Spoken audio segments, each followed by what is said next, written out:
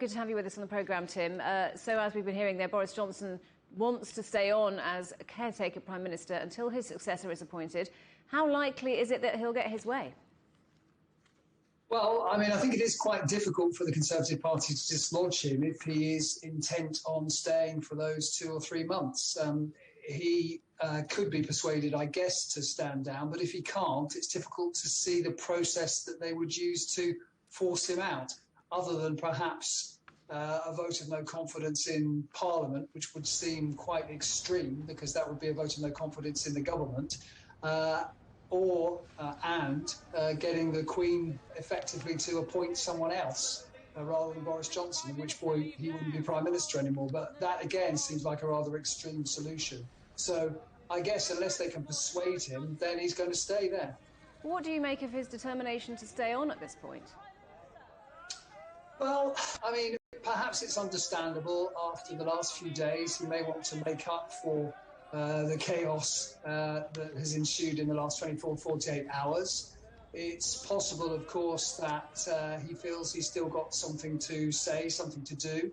He certainly enjoys strutting around on the world stage, and there might be some more trips to Ukraine, for example, and other countries, so he can play that kind of role. There'll be a few more pages in his memoirs, which he'll be thinking about now, because he has to think about what he's going to do afterwards, and presumably the kind of money he's going to make in his post-premiership career. So we're now thinking about who might come next. There's a process to follow in choosing his successor. Who, at this point, do you think it might be? I think it's really, really difficult to tell right now. There has been one survey of Conservative Party members, albeit with a relatively small sample, and they seem to favour Ben Wallace, the Defence Secretary. But actually what that survey showed really was that opinion was actually fairly well spread. And of course we have to go through, as your correspondent said, the first stage of the leadership contest, which is the parliamentary stage. And it is possible that MPs may not put Ben Wallace into the final two.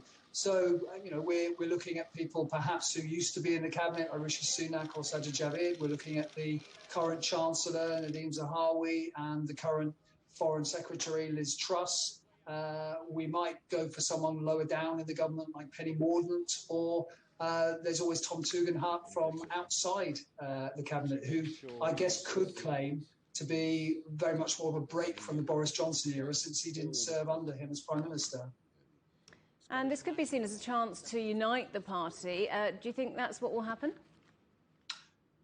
I think, generally speaking, in leadership contests, although the media would really like them to be whacking huge chunks out of each other, generally speaking, the candidates do tend to pull their punches slightly, because they know they have to put the pieces back together again after the leadership contest.